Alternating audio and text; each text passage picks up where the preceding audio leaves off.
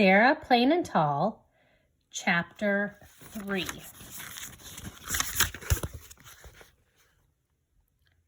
Sarah came in the spring. She came through green grass fields that bloomed with Indian paintbrush, red and orange and blue-eyed grass. Papa got up early for the long day's trip to the train and back. He brushed his hair so slick and shiny that Caleb laughed. He wore a clean blue shirt and a belt instead of suspenders. He fed and watered the horses, talking to them as he hitched them up to the wagon. Old Bess, calm, and kind Jack, wild-eyed, reaching over to nip Bess on the neck. "Clear day, Bess," said Papa, rubbing her nose. "Settle down, Jack." He leaned his head on Jack. And then Papa drove off along the long dirt road to fetch Sarah, Papa's new wife. Maybe our new mother. Gophers ran back and forth across the road, stopping to stand up and watch the wagon. Far off in a field, a woodchuck ate and listened. Caleb and I did our chores without talking. We shoveled out the stalls and laid down new hay. We fed the sheep. We swept and straightened and carried wood and water. And then our chores were done. Caleb pulled on my shirt. "Is my face clean?" he asked. "Can my face be too clean?" He looked alarmed. "No, your face is clean, but not too clean," I said. Caleb slipped his hand into mine as we stood on the porch watching the road. He was afraid. "Will she be nice?" he asked. "Like Maggie?" "Sarah will be nice," I told him. "How far away is Maine?" he asked. "You know how far. Far away, by the sea." "Will Sarah bring some sea?" Oh, this is tricky.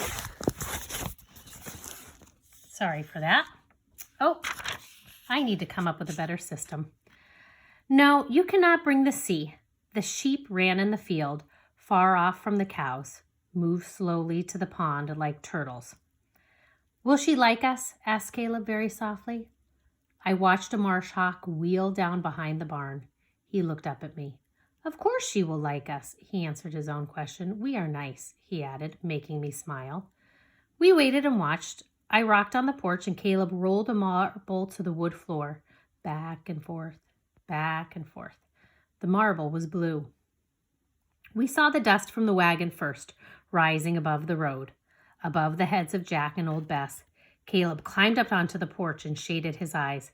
"A bonnet!" he cried. "I see a yellow bonnet!" The dogs came out from under the porch, ears up, their eyes on the cloud of dust, bringing Sarah. The wagon passed the fence field, and the cows and sheep looked up. It rounded the windmill and the barn and the windbreak of the Russian olive that Mama had planted long ago. Nick began to bark, then Lottie, and the wagon clattered into the yard and stopped by the steps. "Hush," said Papa to the dogs, and it was quiet. Sarah stepped down from the wagon, a cloth bag in her hand. She reached up and took off her yellow bonnet, smoothing back her brown hair into a bun. She was plain and tall. "Did you bring some sea?" cried Caleb beside me. "Something from the sea," said Sarah, smiling. "And me." She turned and lifted a black case from the wagon. "And Seal, too." Carefully, she opened the case, and Seal, gray and with white feet, stepped out. Lottie lay down, her head on her paws, staring. Nick leaned down to sniff. Then he lay down, too. "The cat will be good in the barn," said Papa, "for mice." Sarah smiled. "She will be good in the house, too." Sarah took Caleb's hand, then mine. Her hands were large and rough. She gave Caleb a shell.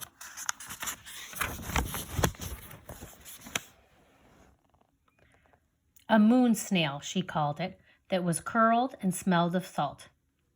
"The gulls fly high and drop shells on the rocks below," she told Caleb. "When the shell is broken, they eat what is inside." "Oh, that is very smart," said Caleb. "For you, Anna," said Sarah, "a sea stone." She gave me the smoothest and whitest stone I had ever seen. The sea washes over and over and around the stone, rolling it until it is round and perfect. "That is very smart, too," said Caleb.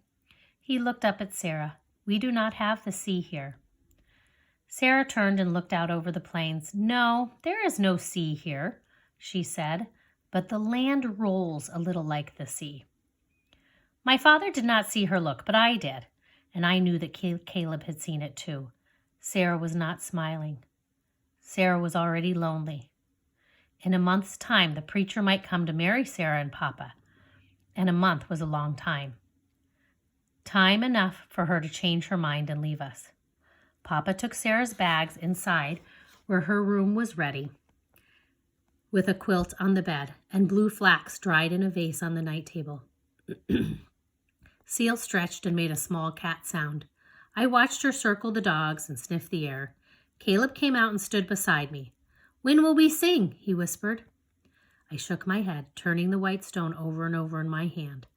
I wished everything was as perfect as the stone. I wished that Papa and Caleb and I were perfect for Sarah. I wished we had a sea of our own. Happy Thursday. How's everybody doing? I had my busy Thursday morning. I go grocery shopping and I shop for a few of our older friends and family. So it takes hours and Elizabeth goes with me and we get everything put away. And then I've been busy on some schoolwork, helping some students who needed it. But now I think I'm going to head outside for some fresh air and some exercise. I hope you are getting out in the sunshine, even though it's still a little cold. And I will keep reading Sarah Plain and Tall. I hope you're enjoying the book.